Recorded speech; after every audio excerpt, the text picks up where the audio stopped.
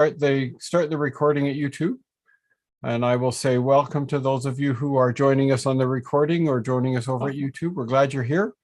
Welcome to the last of our treasurers workshops for 2022, unless something blows up or, it's a surprise.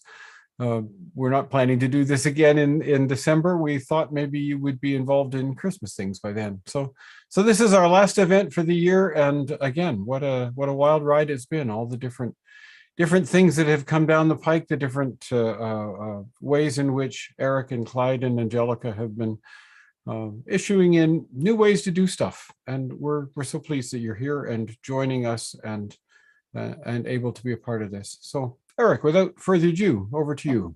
Okay, great. Well, good evening, folks. And late regrets from Angelica. She has a burst pipe in her basement, and that clearly has priority. But got a fair bit of information for you tonight on preparing for year end. And frankly, I'll share with you a fair bit of updates too on the insurance file, where I've spent my entire life for the last 6 weeks. We've been scrambling as we always knew we'd be rushing to get this in, and we are. And but it is close to the wire, and I know some of you are a little apprehensive about getting your insurance confirmations. So as always, we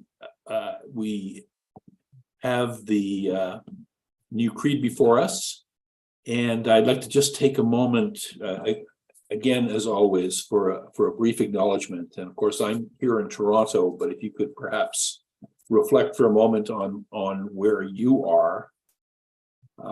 And as we think of the land and gratitude for the land. We in Toronto acknowledge that we are on the traditional territory of many nations, including the Mississaugas of the Credit, the Anishinaabe, the Chippewa, the Haudenosaunee, and the Wendat peoples. And Toronto is now home to many diverse First Nations, Inuit, and Métis peoples. We are grateful for the opportunity to live and work here. And we thank all the generations of people who have taken care of this land for thousands of years. This recognition must also be clearly and overtly connected to our collective commitment to make the promise and the challenge of truth and reconciliation real in our communities. And may we make it so.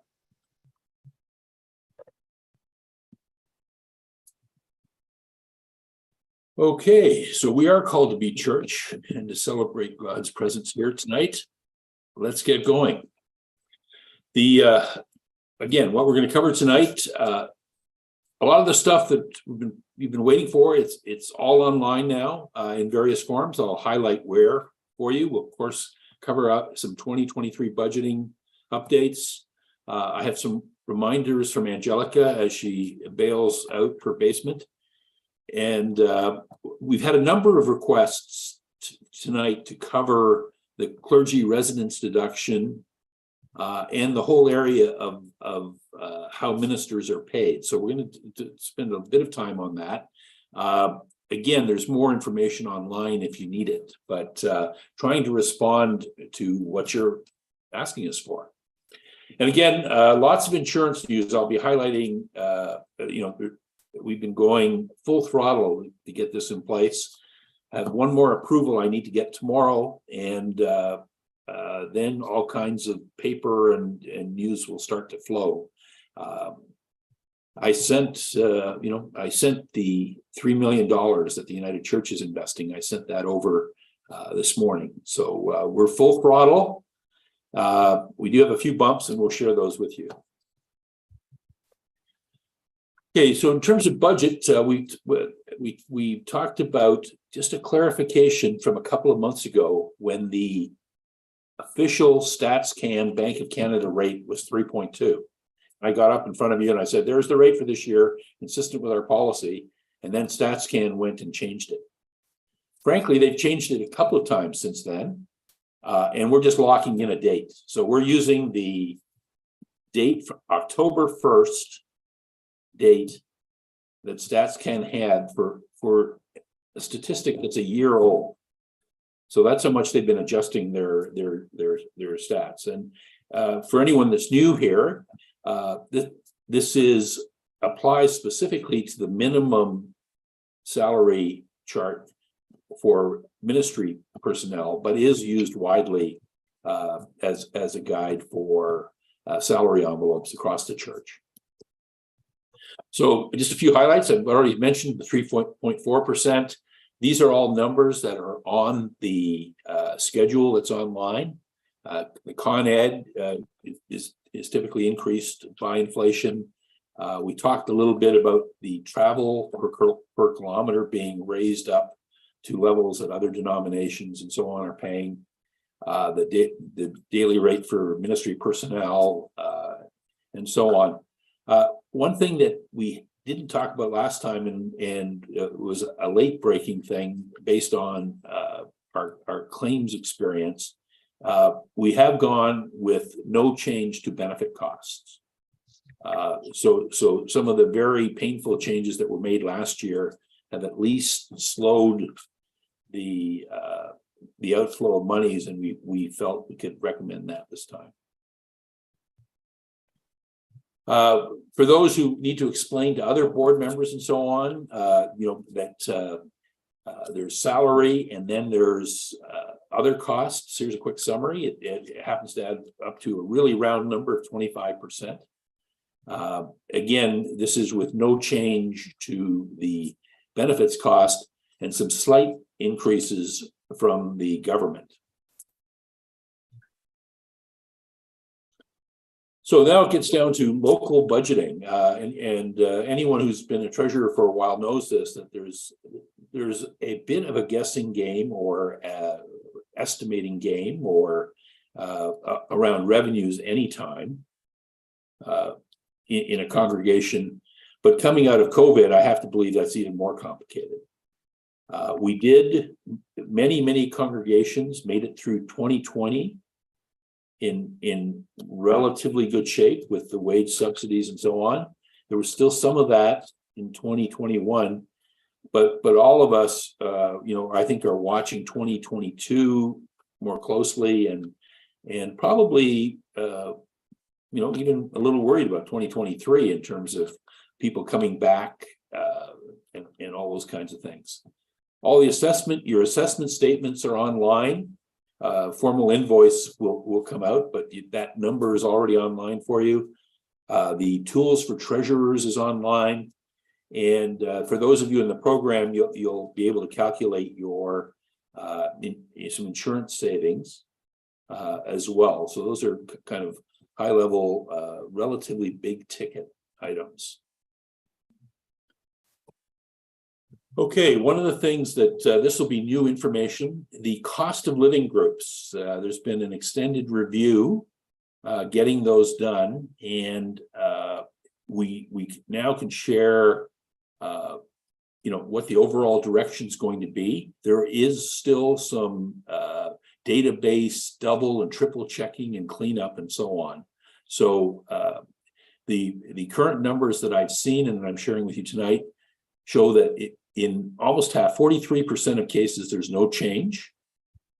In 40%, there's a step up of one category. And in 17%, there's a down in one category. And frankly, we've engaged experts in this field. Mercer is probably the leading consulting company in the country on this kind of stuff. And they figured, they looked at not only housing cost, as in the asset value, but differences between property and provincial taxes and location, and frankly, made it a more scientific approach than we probably had. So, where there is a reduction in the cost of living group, the expectation is that we would leave that. We wouldn't make a change. Some people call that red circling, whatever. But the idea would be that we don't penalize anyone, although that will sort of stay the course. Where the cost of living group has been adjusted up, we've already shared that from there's a balancing act of trying to get this pay to our ministers balanced against the cost to our congregations, and the decision was made to implement in July for that reason, as a bit of a bridging mechanism. So for those areas where there is an increase, it could vary from $2,500 to $6,000, and therefore half of it hit your budgets next year. We are still doing the database cleanup and double and triple checking everything. So it will, I've been told that we'll have the details out and accessible and so on by year end. Angelica's, this is probably too small even for you to see, or maybe it isn't, but this is a little chart from Angelica in terms of year-end reminders.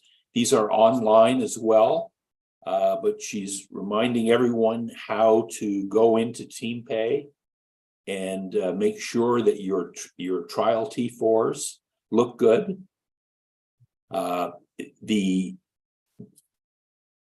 Basically, if they're good, then the national office will feed in the pension adjustment amounts, and there's no action required from pastoral charges. That'll be a direct feed over to ADP. And again, all the budgeting tools and so on are now available online. I thought I'd repeat this chart again. A number of people have asked for it, this whole part-time employee versus contractor. And just to say, people have been calling and saying, well, what do you think? And I'm saying, it doesn't matter what I think. But you've got to use the chart and understand, particularly if as a treasurer, I say don't make this kind of decision. If you're being a bit aggressive interpreting, wanting to go with a contractor because you might save source deduction costs or a little hassle, make sure that's understood by your board, because there's nothing more embarrassing than having a CRA audit and getting fined and saying, yeah, I kind of knew that. So you really want to avoid that situation. Many of our roles, anything where we're saying to people, use our tools or you work these hours, and you don't have any other clients, that makes you a part-time employee for the most part. So Angelica's team is here. We'll repeat this again, but the pastoral charge payroll team have been really responsive, and we're looking to ramp up support there so that you aren't on hold ever for hours and hours the way we used to be. So switching gears a little bit to the clergy residence deduction. I hope this isn't entirely new to anyone on the call, but I know for a fact that new treasurers always bump into this. Ministers are entitled to what can be a fairly generous tax break called the clergy residence deduction. And there's a couple of forms that we'll talk about in terms of processing, and we'll talk about the treasurer's role versus the minister's role. And there's a lot of confusion around that. But my answer to that is the minister is the taxpayer, and the forms are to be completed by the taxpayer. In any case, the way I always explain the tax break is it depends on your actual housing circumstances. If you're a minister and you live in your mother's house basement for free, you get zero tax break, like absolutely zero. If you live in the nicest house in town, you can get a tax break of up to 1/3 of your income. And that's the range of it. It depends entirely on actual housing circumstances. So there's basically two ways. If there's a manse situation, then the treasurer does have a role in providing a fair market rental value, including utilities, for that manse. Typically the way I've done that is try to get a local real estate agent to offer an estimate for free. I mean, it's not that there's not a lot of potential for tax abuse here because it's only subject to EI. But the idea is that you can demonstrate a reasonable basis for coming up with the number that's on your tax form. If the minister's on comprehensive salary, they need to calculate their benefit each year. And there's a calculation process on the back of the form. And as I say, it always depends on the actual housing circumstance of the claimant. So the ITA, for those of you who don't know, that's the Income Tax Act. A taxpayer's income for a taxation year is the salary, wages, and other remuneration benefits, including gratuities received by the taxpayer in the year. For ministry personnel, where this can be perhaps even debated, lots of ministers have not had pastoral charges where these costs are put on their paycheck. And but the standard, again, CRA guidance, it's not the United Church, it's not, that's the thing that drives me crazy sometimes when a treasurer is quote unquote attacked for trying to do their job. It's, these are requirements that the CRA has put in for tax avoidance reasons. And so if weddings and funerals and so on, to the extent that the church charges a fee, the recommended practice is to put those on the pay as additions. And Clyde can speak to the mechanics of that probably better than I can. I'll just jump in on it for a minute there, Eric. Sure. Not only is it something we should be aware of, I'm aware of a clergy person, I believe they're in the Anglican Church, but I'm not positive of that, who has been audited on this whole process, and the church is suffering for it because they are the ones that are supposed to have put it on the T4, and it wasn't done. So just beware. And I'll also say there's some gray in this too. Like if the wedding or the funeral is at the church building that you're employed at, that sure walks like a duck and talks like a duck in terms of job related income. If you're doing something for friends or someplace else, there is an argument. So there is some gray here, not a hill for treasurers to die on, but remember, you're relaying CRA rules and requirements. You're not just you're not just making this stuff up. And that's really, really important.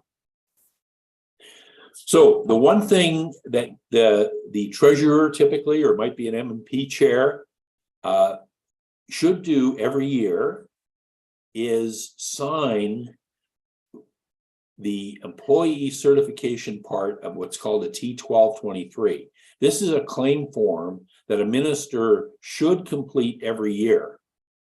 In my lived experience, lots of ministers do the calculation, don't do the form, and then rush if they're audited. But best practice for a treasurer is just to have it on the annual to-do list, to just write up the part that says, yes, this person was an employee. They're typically a member of clergy. This is an extract from the form.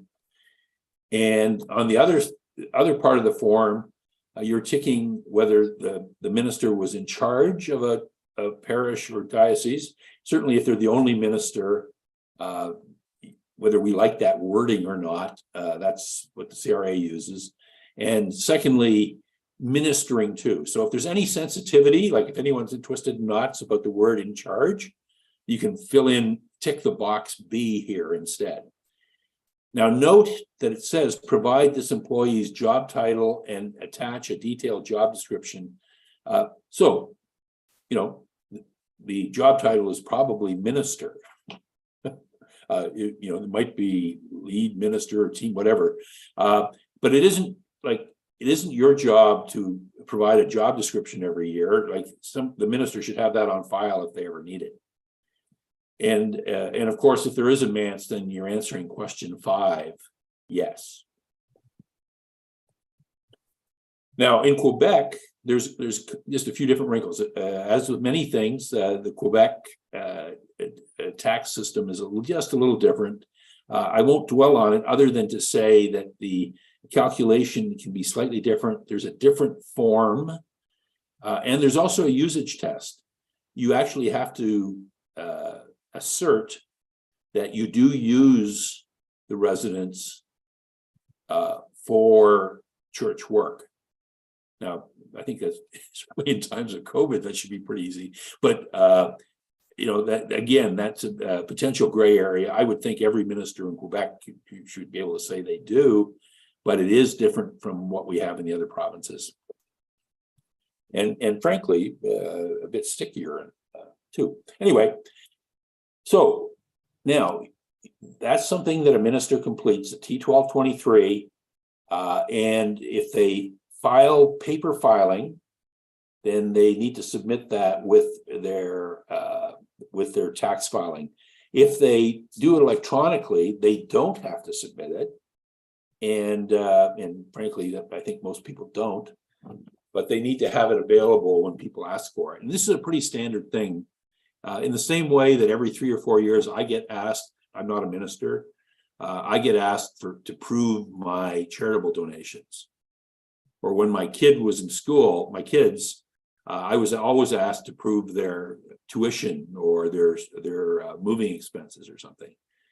Ministers are asked to prove their calculation for this tax break.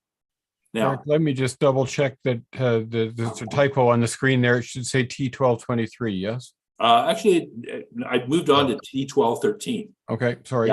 Yeah. So now, so typically the way it would work is you're eligible for this tax break. You do your calculation once you get your T4, and you get a tax refund.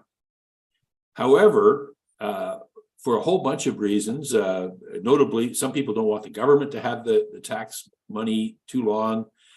Some people just absolutely need every dollar to make ends meet.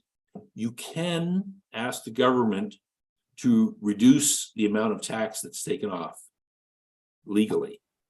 And all of us have personal deductions and so on, but there's a whole host of things you can deduct if you're paying, well,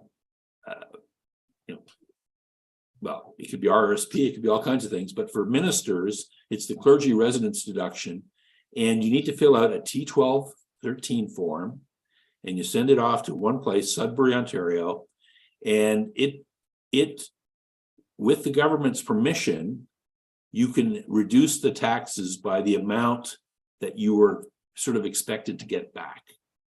And lots of ministers do this, and we want treasurers to be able to support it, but it's the minister's form.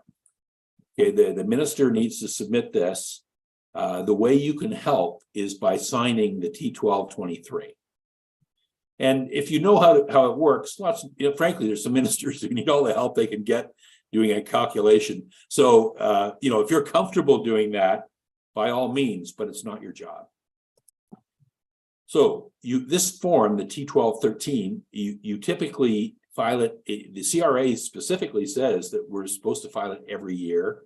They might let you get away with every other year, but again, it's just easier to make it an annual task, tick it off when you're done. And the form also very specifically says that you attach a signed T1223 for the related year. So if you want, now is the time to send them in, and you could even estimate your 2022 income for this purpose rather than wait for a T4. I've always just sent in the year prior when I've helped people with this, but just to be aware, it's an important filing, both of these, for ministers. And the CRA has streamlined the T1213 process from about 5 years ago. 5 years ago, I was telling people not to bother unless they were desperate for cash, because you had to jump all these hoops and submit all this extra paperwork. Okay, a couple of recaps. These are just quick hitters. Shared with you that the foundation might be the single best deal you can find in terms of anyone wanting to make a stock gift to their own congregation if you don't have a discount brokerage account. My congregation has one. I set one up when I was treasurer 20 years ago. And so we receive the stocks directly, but it's way easier. There's a lot of paperwork to get one of those. And it's way easier to just do a form for the foundation. The foundation receives the stock, sells it immediately, gives you a tax receipt for to whoever the donor designates. Typically, it'll be your congregation, or it might be a fund within your congregation. We talked about SEBA loans. I had 2 questions on that today from people who are looking at their year end. We're using the same date on church loans as SEBA loans, so interest free till December 2023 to qualify for those credits. With the SEBA, either the $10,000 or $20,000 income that you're supposed to have already declared, and in the case of the church, $500. Assessment, again, all this stuff is now online, so it's available for you on Church Hub and on our websites. Now we're being very careful to tell you how to do it there. So like how to find it, it's on the website for assessments. If you want to find how to pay electronically, it's there for you.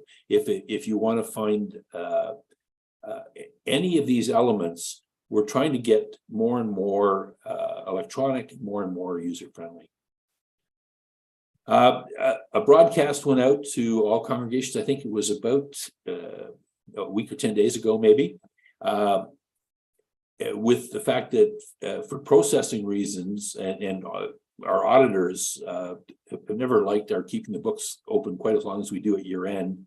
So we're reducing the cutoff point to January 15th. So we're asking that congregations that still have some M&S to submit for a calendar year do that by January 15th.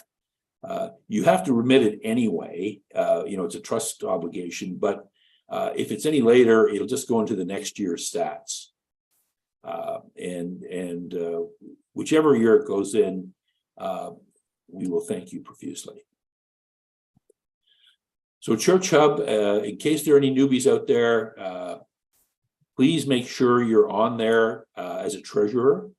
And if you need to, reach out to Susan Jackson to enroll if you're not there already. We've talked about this before. To be a church treasurer these days, you absolutely need to be on Church Hub. And in my opinion, you absolutely need to have your My Business account with the CRA. So covered a fair bit of ground, Stephen. What's the question inventory look like? We've got a few from earlier on, but the ones I want to hit first are all related to the clergy residence deduction and ministers payroll, because I've got about a half a dozen of them here. Sure. So Sylvia asks, telephone allowance, does that go in the T4? Yes, it does. I think it's box 4. Again, this happens for you all automatically if you've done your setup and input. But Clyde, correct me if I'm wrong, but that'll be in box 40. 14 and 40. Correct. Everything's in 14. Gotcha. Yes. Okay. Laura asks, if money for a wedding or funeral is handed to the minister directly or in an envelope by the family, how do I account for that on a T4? Talk to me, Clyde. The first thing I would do is say you can't do much about it if it's handed directly. However, what our church has just put in place, and it helps, we've got a new clergy person just joined us recently. We have a life events policy, and it states clearly in there that all payments for all parts of the use of the church and staff go directly to the church. Mhm. And then you put it out through payroll. And I can say that's what's done at my church too, Clyde. And we've also informed the local funeral homes that when they are paying a fee for a funeral, that the amount is, the check is made out to the church, not to me.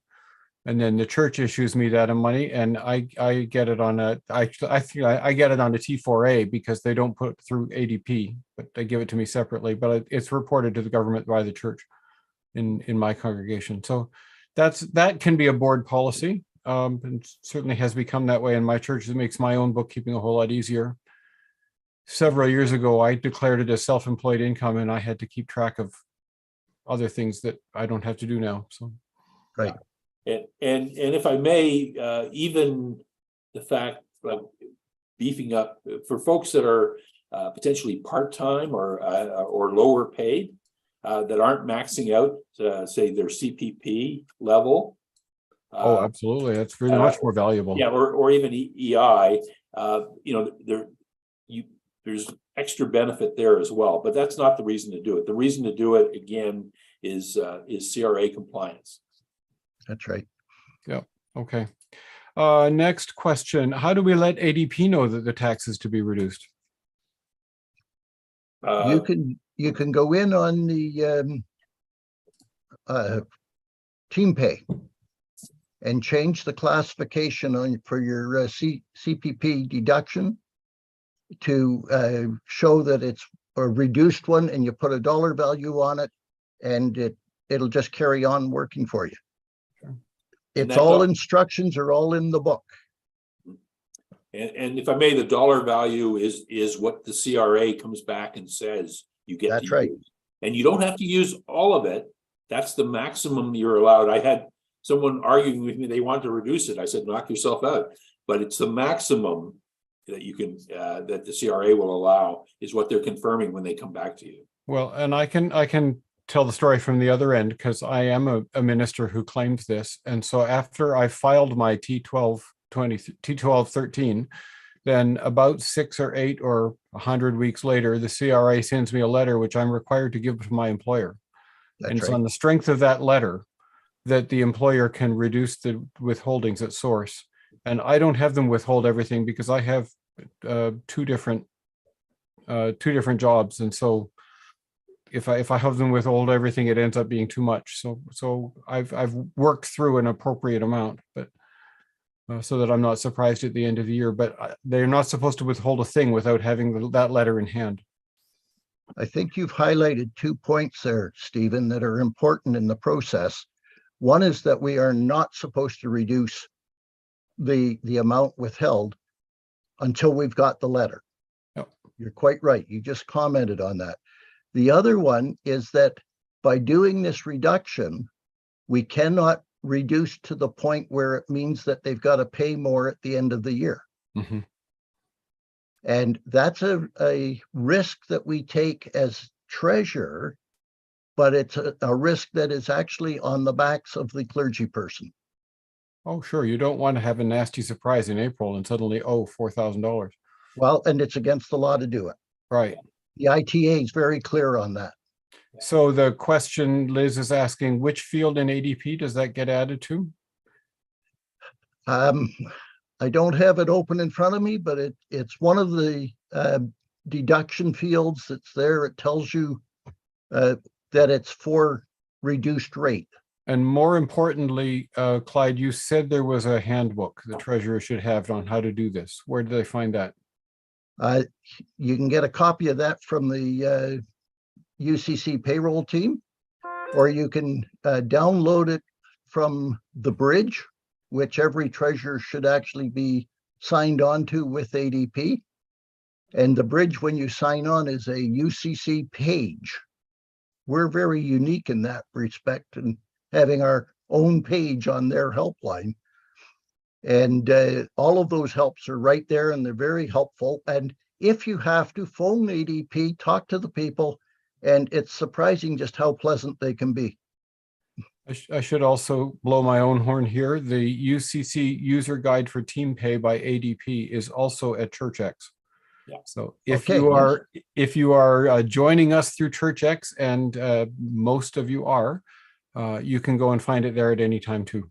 Right. And just a bit of a reminder, we need to have this behind we have ADP legal restrictions. We can't just throw it on the main website. We have to have it behind a password somewhere. So that's why we do it this way. So that's why it's here. So those of you, and there are 20 of you watching from YouTube, get yourself a ChurchX account and join the program that way, and you'll have access to all of those documents as well. If a minister's on mat leave, does the clergy residence deduction apply, even while they're away? The calculation, I think, is based on job-related income. Clyde, I'm not even sure. probably it wouldn't be as appropriate to go with the reduction like that, because they aren't earning money from the church when they're on mat leave. They might be collecting EI, but not a payroll. Well, they'll be getting a top up from the church, but yeah, it's not the same. And they're not, there's a function test, right? Yes. Yeah, I think the question is not so much on the reduction at source as the actual. You're not eligible for the deduction at all. Yeah. They're Okay. not eligible for a deduction because they're not working as clergy. Interesting. That's not something I'd ever thought about. Yeah, I'm actually going to go triple check that, but great question. It is. So Nancy is confused. These T1213 and T1223, are those only about ministers, or ministers who have a manse, or? Sure. Well, let me feel that one. First of all, anybody can claim use a T1213 if you have if you're paying support payments in a divorce or for children, or you want advance credit for your RSP, all kinds of things. There's all kinds of things. If you go look at the form, that any one of us could potentially use it if we wanted to. Most people don't. For ministers, though, it is a potentially significant, first of all, tax break, and that's why a lot of them use the 1213, the T1213. So the T1213 is requesting less tax off your pay for a reason, and you have to provide evidence. Yeah. The T1223 is the actual claim that someone must make each year. If they don't make the claim, they don't get it. So it's literally a filling out a tax form to get some tax back. So you're right. It has to be a significant savings to make it worth the bother. But the other folks who might find it useful are people who are expected to pay large amounts of spousal support. Absolutely. Because spousal support is a tax deduction to the payer. And so therefore they can ask to have their amounts reduced at source, not child support, but spousal support is.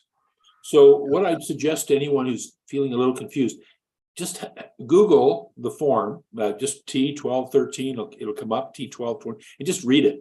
That should help, plus the guidance we've offered in terms of completing it. Okay, so there's a few questions from earlier in the event. Continuing education and learning resources, what kinds of things are appropriately expensed under that category?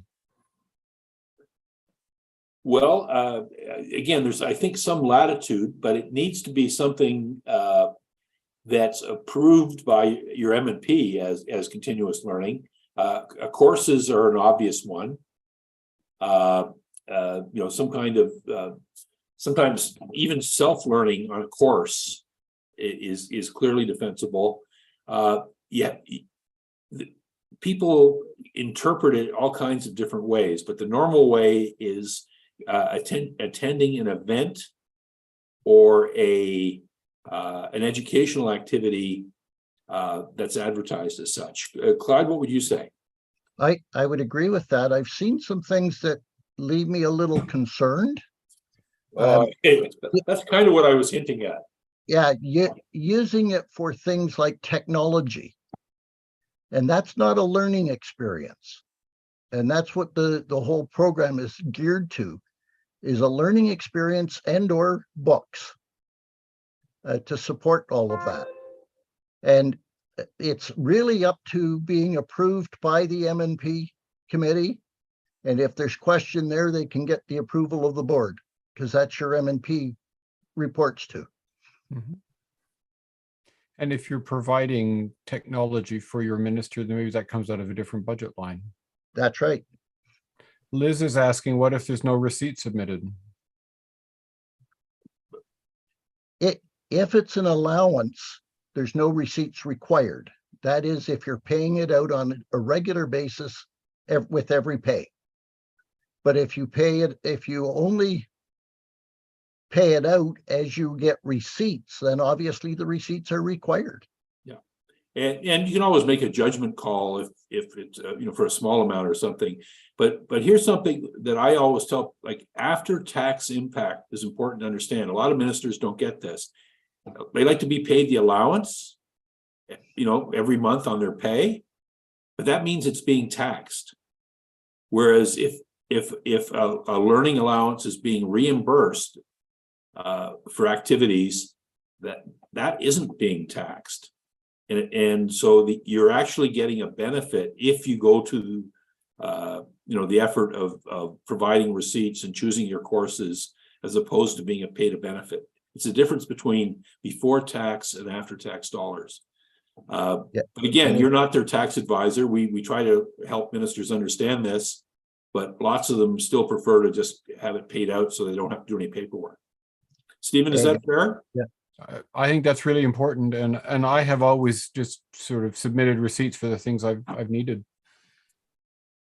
Okay. The thing is, if it's paid out as an allowance, it does increase your CPP contributions too. Mm-hmm. So, can our musicians claim home office expenses?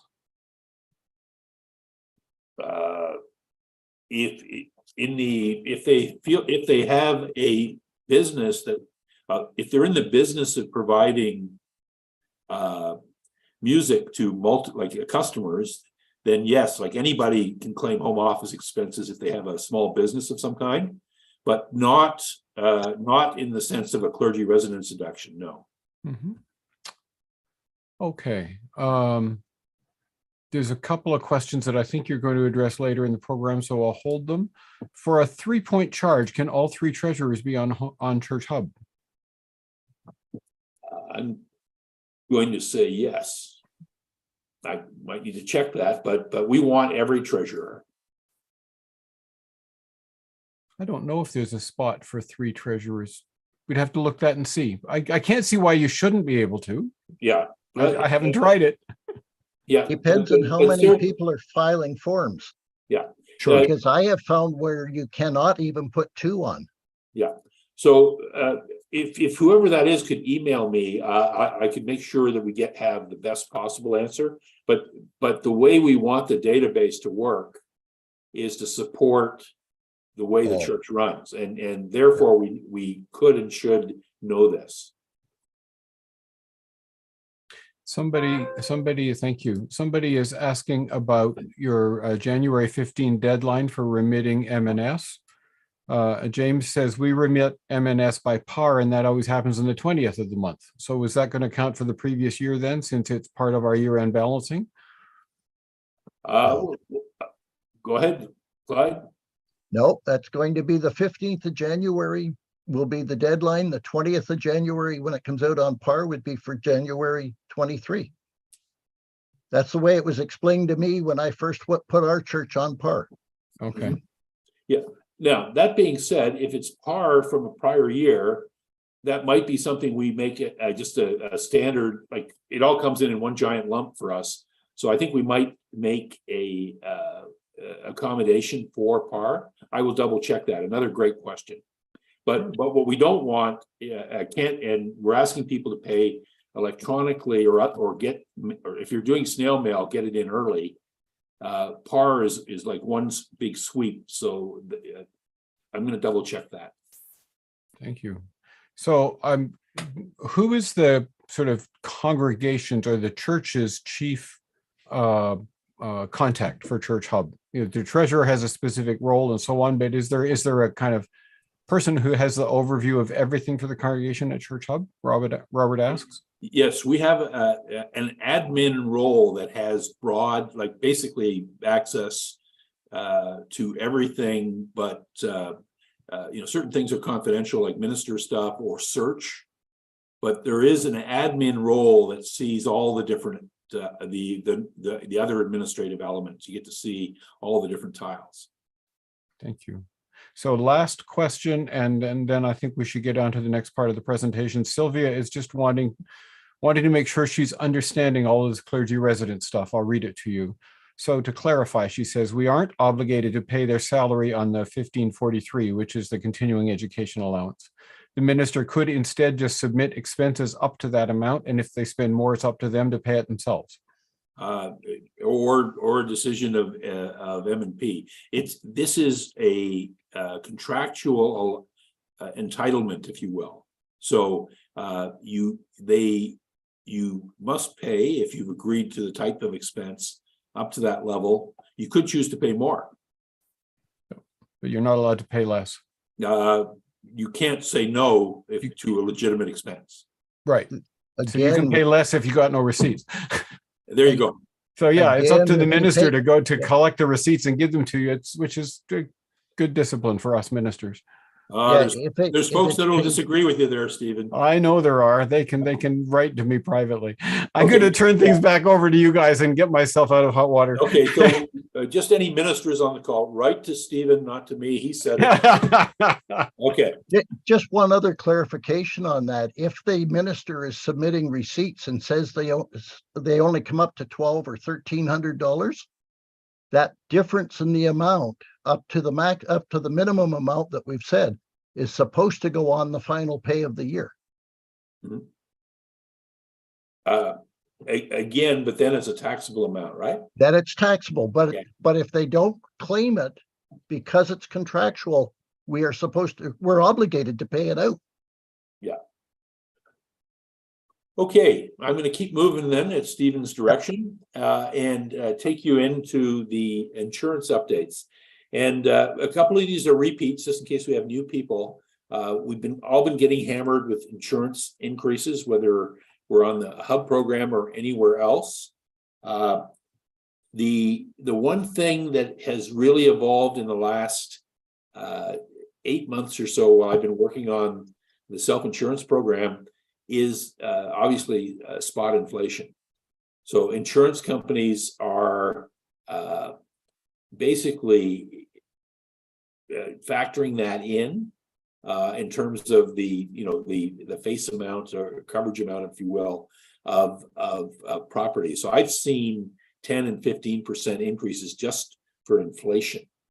So I'll be talking about that a little later because there are some slight changes on the program imposed by our reinsurers. Still all good news in my opinion, but it's been a grind the last 6 weeks or so. So here I'm repeating this slide. If your building's over 35 years old, it's pretty normal to get questionnaires about heating and electrical and stuff. And appraisals are increasingly required. I'm working on a number of initiatives to try to make that either simpler or cheaper, or even have bring in somebody who will do sign up 20 people for 20 appraisals in a geographic area, that kind of stuff.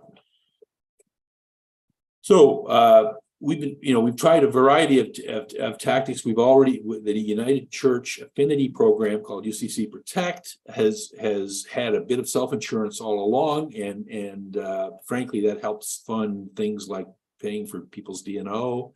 But now we have the General Council decision to move to a full self-insurance program where we're frankly taking some risk that claims will behave reasonably, and we're targeting savings to the participants. We also target savings for new entrants, but there is an underwriting requirement, and that's been a nuisance for people the last month or so, because we've been focusing so hard on trying to get the other thing done. So there's 4 kinds of insurance: property and liability. You're procuring it locally, but we now have this affinity program. And if you're with the Hub or UCC Protect already, I'll be speaking more about that. All congregations in good status have directors and officers paid for by me nationally. And the intent there is we can provide it on an umbrella basis for cents on the dollar compared to what you would pay yourself. So we've just chosen to do that as one of the values you get from your assessment. Third-party insurance, there's a good online tool that should cover off most of your more mainstream situations. I'm still chasing cyber insurance. I've got a quote, but it's still not. I'm being asked for $500,000 to cover congregations, and you need multi-factor authentication. I don't think that many people are there yet, so we're still chasing, seeing what we can do on that front. So structurally, how's this insurance program that's launching next week? I need one more regulatory approval. I'm still chasing, but AIG, a major international insurance company, will be what's called the fronting insurance. It'll be policies will be issued on their paper. The language of the policy will be identical to what you have already if you're in the program. No wording changes at all, except for about 8 churches in BC where there's the earthquake coverage changes. It goes away, frankly. So the little company that we formed called Kindred Insurance is handles most of the claims and premiums and buys reinsurance so that any large claim is dealt with. And the reinsurers are the largest and strongest insurers we have in Canada. Intact, Northbridge, Wawanesa, those should all be familiar names for anybody who has to play in this space. Similarly, we're using SCM Claims Pro. We're buying the same arguably top or one of the top independent claims firms that insurance companies use too. We won't be sitting there saying, "Oh, your church, and I know you feel badly. If it's not a payable claim, it's not a payable claim." So existing participants receive a new policy at renewal. I'm going to say just after renewal, credit for lower premium will begin for all existing participants December 2022, December 1st. Premium, though, will only be reduced at renewal. So if you have a June renewal next year, you could get a check for 6 months of rebate, if you will, if you commit to the new program. All premium will be monthly level. We won't have that stupid big lump sum at the beginning. For the group funded deductible, it'll be your premium divided by 12. And the website has sample communication now for September renewals. Just today, the message that you will get for December renewals is on there already to show you what it looks like. So if you haven't bookmarked this web page by now, please do so now. Okay, so the target savings, and this is a bit of a change, okay?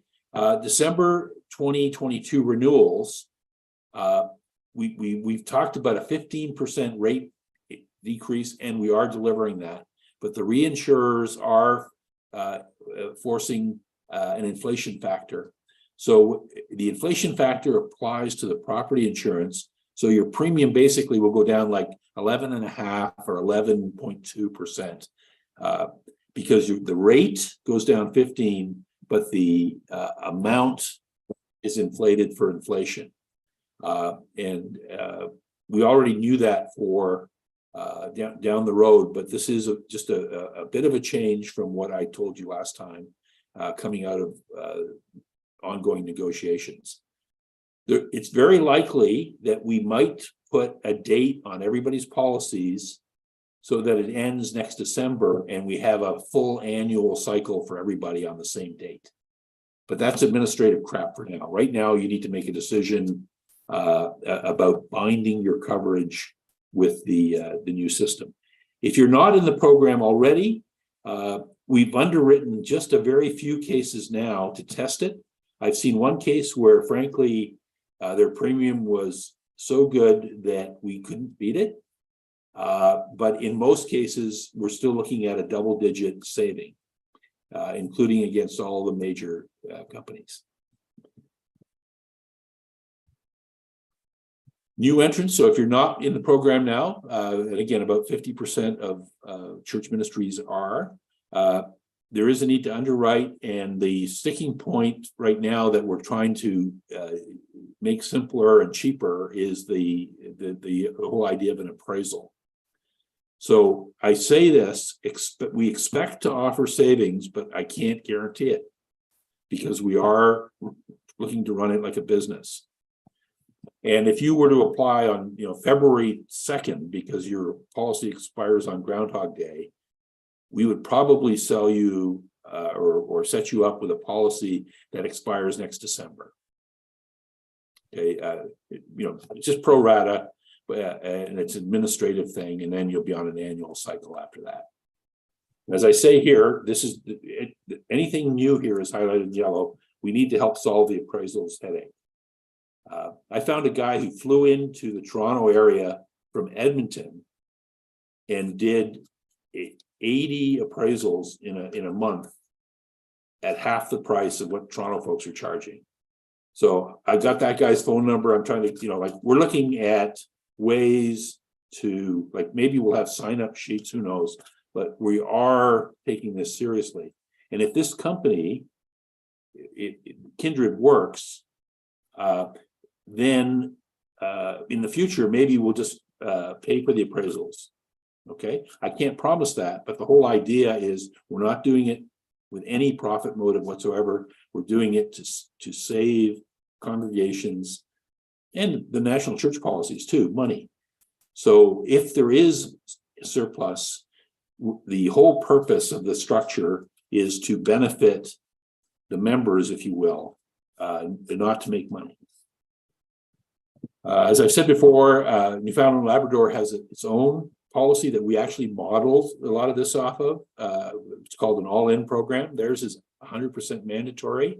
Ours is voluntary, but and they will see what kind of rate increase they get this year, and they'll be invited to join next year. In BC, there's about half a dozen, actually probably about a dozen places in specific locations, lower mainland and on the island, that we aren't, our main reinsurer, the biggest company in Canada, is maxed out on earthquake exposure. A lot of folks don't want earthquake coverage anyway because the deductible is $250,000 is the smallest deductible, or 10% of your property value, whichever is higher. So if you have a $5 million building, the deductible is $500,000. Most folks aren't rebuilding, frankly. However, those are again, we've reached out to those BC congregations, I believe, in all, certainly for all December renewals, but we'll be in touch with everybody. So I think we're going to talk about glitches now.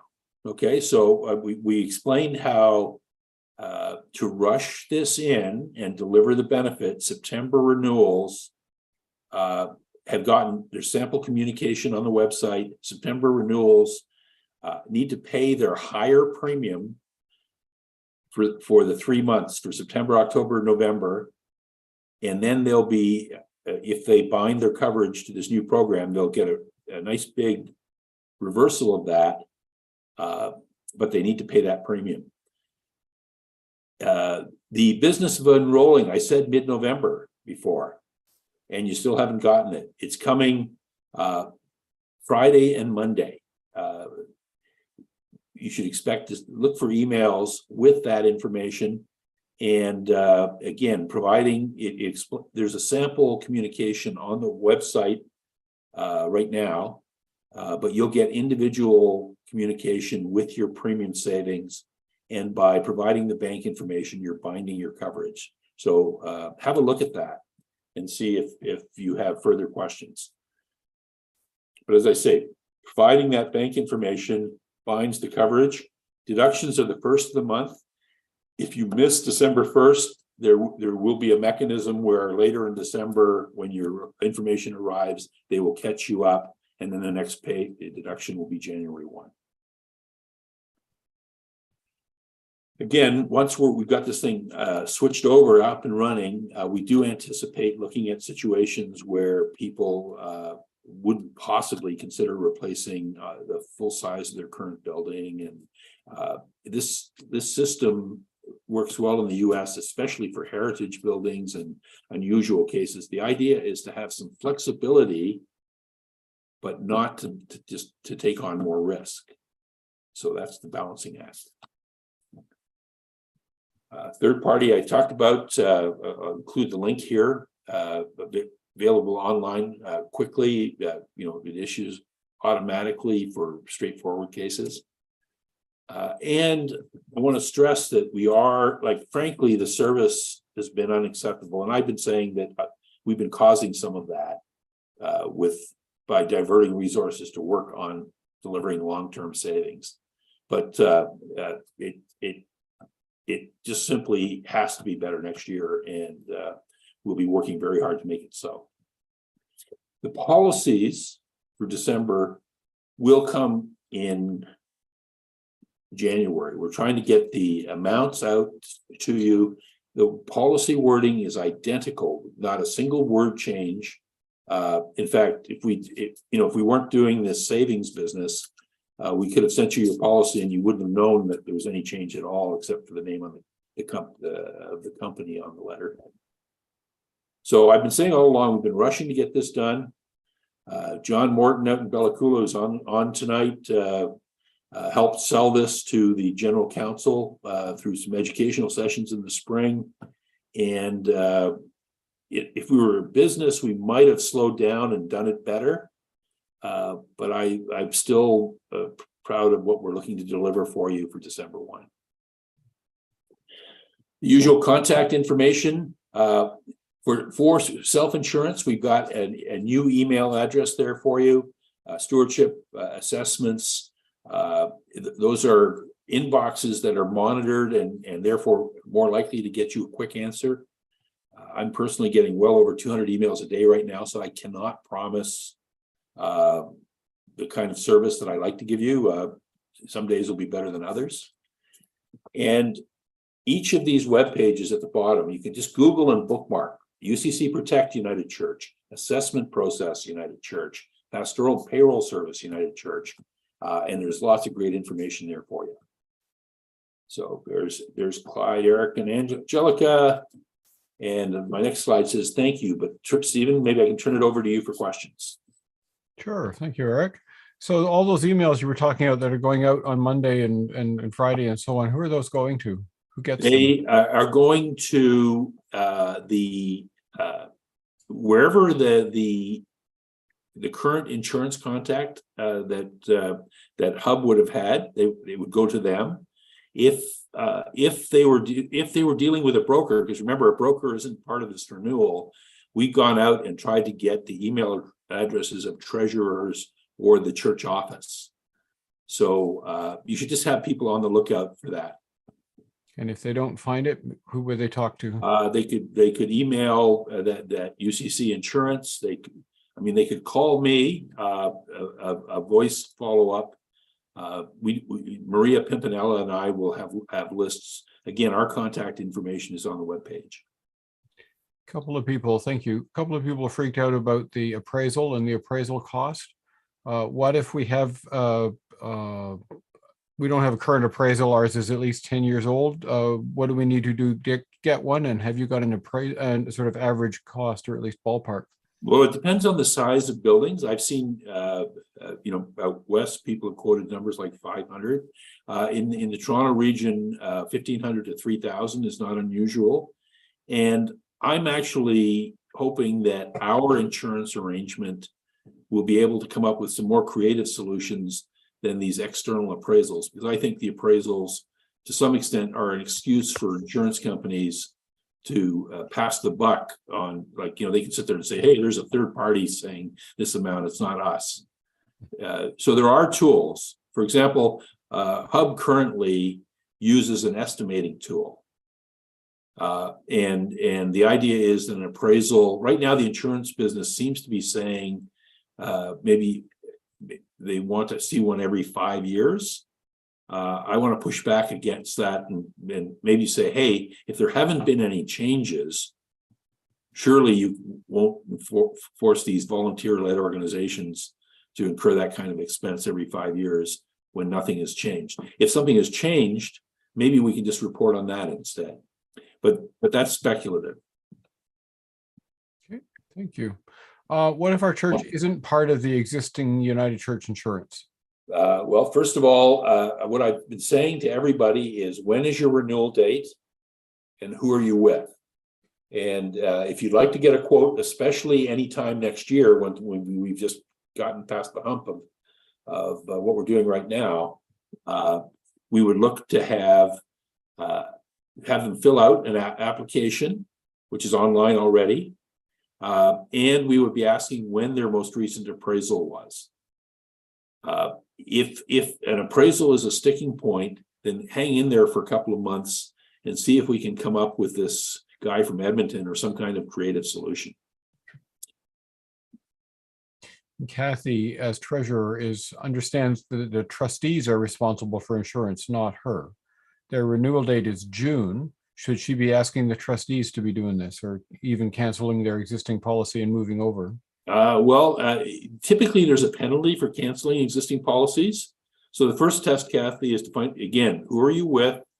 When is your renewal date? And when is your most current appraisal? If anyone asks me right now, I will say that every time. Or if you can come in with that information, sure, then we can give you more guidance. Well, she said her renewal date is June. Right, but who's she with, and does she have a current appraisal? The business of the trustees, frankly, we don't know who the trustees are. Okay, the key contacts that we've now tried to build a database on is the treasurer and the main contact at the church. And you may recall that when I go out with assessments and all those things, I always apologize in advance. I say, hey, I'm sending this out to a couple of different addresses. Sometimes it'll be the same person with two different addresses. But we'll count on treasurers and the church admin, sometimes that'll be the minister, forwarding this to trustees or whoever handles insurance. Thanks. A United Church camp is insured with the hub. Will it also be eligible for this? Absolutely. And they're basically, everything I just said applies to camps that are insured with the program too. Great. So Valerie got a mystery auto deposit from the United Church last month. It sounds like that wasn't about this. Probably not. Whenever I get questions about auto deposits, that could be someone making a designated gift through the foundation. It could be an annuity payment at death. If you don't know what it is, write into us and ask. We are trying to upgrade our systems to have automatic messaging for this kind of stuff, but we're not there yet. Great. Couple of Rose has just suggested that it could have been a mission support grant too. Oh yeah, there's a whole bunch of things it could be. Yeah. But the point is, if you don't know, ask. So, and Robert, again, if you don't get your information about insurance on Friday or Monday, then write to that insurance email that Eric gave us on the previous slide, uccinsurance@united-church.ca. Absolutely, but just know that, again, you can see how tight we're scrambling. I said we were aiming for mid-November. We're 10 days behind already. Be assured that if you're in the hub program, you haven't been told otherwise, like haven't been cut off or something, it's an automatic renewal. So Valerie wants to know who she should ask about this mystery deposit. She could send an email to me and I will forward it. Typically, just do that. That'll work. That sounds easy. Couple of questions that aren't related to anything you presented tonight, and that's all I've got right now. First of all, somebody says we're noticing a discrepancy between how we calculate things in the CRA of less than $5. Is that worth reporting? I have no idea what that means, Clyde. I'm wondering if that's to do with payroll, and if it is, it's because the tables in the CRA are all based on a block of numbers, where in payroll in ADP, it's a very precise calculation. And I've seen differences in that respect upwards to almost $10.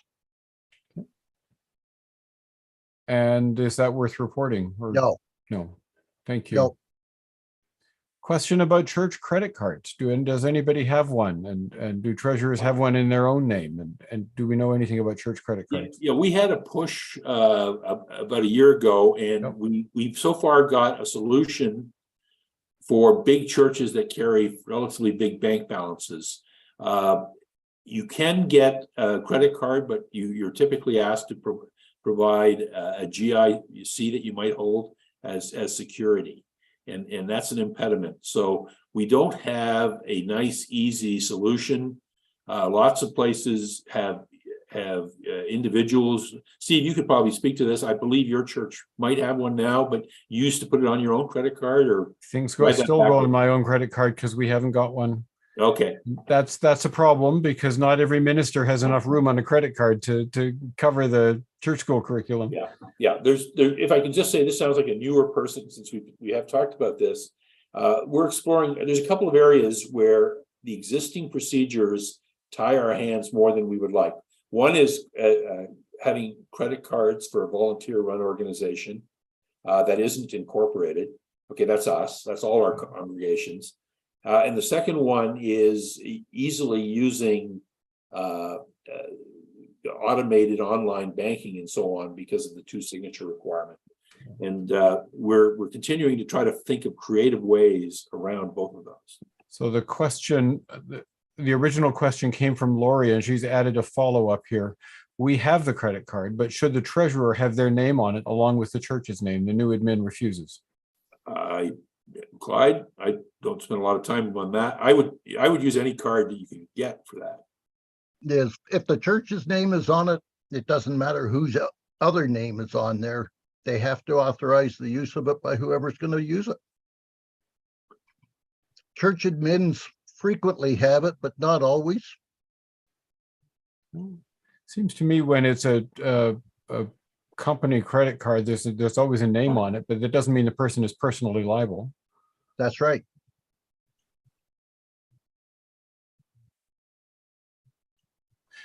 So I'll tell a story, a quick tale out of school. Basically, you need, within the constraints, you need to find something that works. So I have a United Church credit card with my name on it. But the truth is, Mary Worrell, my incredibly valuable assistant, has that card in her possession. I haven't seen it in years. It's used for a whole bunch of things. And if I ever have to claim something, I use my personal card, because I don't even have the other in my wallet. So report me to HR. Well, and the unit that I'm part of, only our executive minister has the card. At least the card is in her name. But we all use it because we buy subscriptions for online things. And so, and I think you're right. It's our assistant who does that too. Okay. Thank you. What else we got? Final sort of circling back to this unused Con Ed monies. If John says the answer I got from both BC Conference Office and Office of Vocation was use it or lose it, not pay it out at the end of the year. I have a problem with that if it's a contractual thing. It's part of the salary. Yeah, I think, this is the kind of thing where you can have a different interpretation. I would agree with Clyde. If it's an entitlement, then my advice is to claim costs, because that's tax advantage to the minister. It's in their best interest. That maximizes their benefit, because they don't have to pay tax. Clyde's point is, if it's a contractual entitlement, he thinks it should be paid out. I do too, but I can also see some other people. But as the most important thing here is that it be clear up front. Now, Clyde and I happen to think that if it's in the terms of the deal, then you should use it. You should get it. But I also understand, I'm futzing here, but I also understand the use it or lose it thing, because it is a con ed allowance as opposed to pay. So the main thing is, however you're running it, be clear up front rather than get into a problem afterwards. Well, and Dave Warder says there's no incentive to do continuing education if they can take the money and run. I would hope that the incentive is not just to spend your entitlement, but it is actually to learn something. But there's I'm a provider of continuing education. I want people to use it. That's it. Anything you purchase from Steve counts. It does. Absolutely. Every webinar receipt, we'll give you a receipt for it for sure. And it's great value. Gosh, yes. Maybe what we should do, if it's not used each year, at the end of the year, just turn over the funds to Steve and then say, here's this credit for the next minister. The next United Learning program. I love it. We'll subsidize the next programs coming out. On that note, I think we should draw this to a close, folks. I think those are all the questions that I've gathered that kind of have universal import. If I've missed something, I apologize, but put it in the chat right now, and I will certainly send a copy of the chat over to Eric and Clyde after we're done tonight. And just on the insurance thing, for those of you on the UCC Protect program, you are like the communication says this, but your coverage continues. Period. It's an automatic rollover. If you've been asked, as you know, to provide an appraisal or answer some questions, you should do that as a matter of course. But you don't have to worry about this is an administrative automatic process when you provide the bank information. So just rest, know you can sleep at night. Kelly says they have a question about privacy, and I must have missed it. Oh, question about staff salaries on reports. Okay, I'll offer standard practice in most settings, and I recommend it for church settings, is to aggregate compensation. With all due respect, like ministers' compensation is announced from the pulpit when someone is called, I guess. But the idea of sitting in an annual meeting and having someone snipe about an individual specific compensation, it's the board's job and the various committees to hire and pay, fairly and try to save money too. But I strongly recommend aggregating them as opposed to reporting salary in a way where it's easy to see someone's comp. Now, you have to have more than one employee to do that. I would say, having been in churches that did each, it's much more comfortable for everybody if salaries are aggregated. Yeah. I think at the end of the day, you want to encourage your congregation to have a relationship of trust with the staff, whoever the staff are. And if there are problems in the relationship, the place to air those is not in a congregational meeting, it's at the M&P committee. It's Kelly here. It was my question, sorry. My concern is, how do I approach the official board? I'm new there. They think that it should all be out there individualized. So is there something black and white that I can give them? Well, I offer, again, it's not in it might even be in the financial manual. I could check, but I offer it as standard advice. So if you wanted to send me an email, I could offer, as chief financial officer for the church, I can offer that opinion for sure. It is in the eyes of, like, local mores still dictate. Just because I think it's best practice and most of the world agrees with me doesn't mean someone locally, a group, might disagree. Payroll is part of something that is personal and private, and the changes that are being made to PEPITA right now, they're in the process of changing, includes this for not-for-profit charitable organizations. But it's which not at the moment it's not there. But happy to help. Again, all kinds of things that are best practice where people frankly ignore our advice too. even when it comes to accounting controls and so on. But Yep. but it is conventional, not just in church, in almost any setting, to try to have a degree of confidentiality around. There are maybe unionized settings and stuff where they publish every salary, but generally not the case. And at the risk of sounding theological, Paul says all things are lawful, not all things are helpful. I could not have found that. Well, that's why we have different specialties on this panel.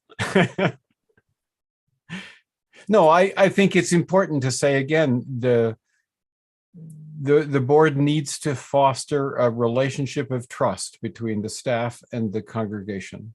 And if the trust breaks down, the place to air that is in the M&P committee. It's not at a congregational meeting.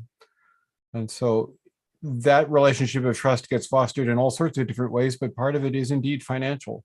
And so that would be an important theological and relationship reason to be doing that. Let people talk about the mission of the church and which church school curriculum to purchase, but not whether or not somebody's making too much money or not enough. Thank you. Okay. Anything else out there, Stephen? Nothing If I'm not, seeing here. It is our last one of the year, so maybe you can offer a bit of a seasonal blessing for us on the way out. But I just want to thank everyone for what they're doing for your church, for our church, for the whole church, and hopefully what we do here helps that along. I think that's really important, and I want to underline that since you've invited me to do that. We are moving into a time of hope and renewal. We are moving into Advent as we wait for the coming of the reign of Christ. We are trying to remember why we're here as a church. We're here to make a difference in the world. We're here to bring hope and joy and peace. And so as we move into the Advent season of waiting and into the Christmas season where we celebrate the birth of Christ into the world, remember that that's why we do what we do. That's why we're here. And everything we've talked about tonight serves that mission and brings healing and hope and peace and joy into the lives of the members of each of your congregations and into the communities that you serve as well. So go into this season of waiting and expectation with hope and with blessing. Thank you for the work you do, and we'll look forward to seeing you again in January. Thank you, Stephen. Thank you, everybody. Okay. Thank you. Eric and Clyde, I will take you off into the private room again so we can just debrief quickly. There we go. Bye for now, folks. Merry Christmas.